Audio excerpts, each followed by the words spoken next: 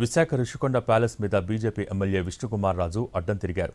ప్రజాప్రతినిధులతో ఎటువంటి సంప్రదింపులు చేయలేదన్నారు. తమ ఒపీనియన్ తీసుకోకుండా మంత్రుల కమిటీ నిర్ణయం తీసుకుంటే ఎలా అని ప్రశ్నించారు.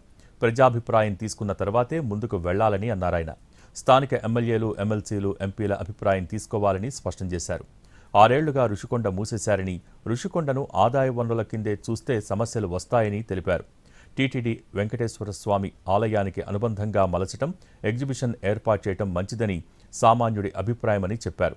విశాఖ అంటే సాఫ్ట్వేర్ పెట్టుబడులే కాదు, ఆధ్యాత్మిక కేంద్రంగా అభివృద్ధి చేయాల్సిన అవసరం ఉందన్నారు విష్ణుకుమార్ రాజు. స్టార్ హోటల్స్ వెళ్లి తింటే జేబులు ఖాళీ అయిపోతాయని, హోటళ్లకు కేటాయించడం అంటే సామాన్యుడిని దూరం చేయటమేనని అభిప్రాయపడ్డారు.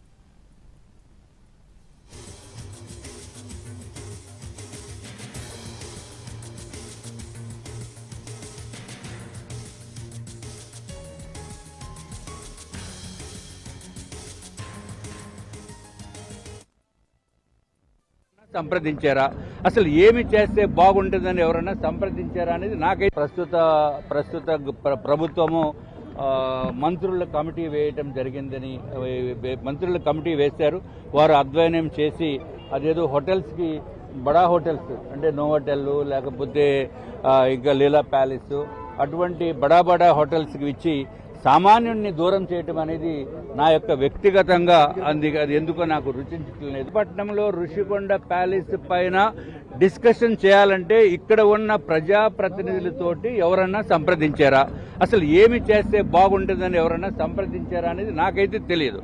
నేను మిగిలిన ఎమ్మెల్యేస్ని కూడా అడిగితే మాకు ఎవరు సంప్రదించలేదని చెప్పారు. వారు మాట్లాడుకుని ఇది డిసిషన్ తీసుకుని ఇది ఈ విధంగా చేసేద్దామనంటే అది పబ్లిక్ అంత నచ్చడం లేదు. విశాఖపట్నంలో ప్రజల ఒపీనియన్ తీసుకుని అది ఏమి చేస్తే బాగుంటుంది. ఎందుకంటే ఇదివరకు ప్రజలందరికీ కూడా అది అందుబాటులో ఉండేది. ఇప్పుడు అందుబాటులో లేకుండా ఉండటం అనేది ఎంతవరకు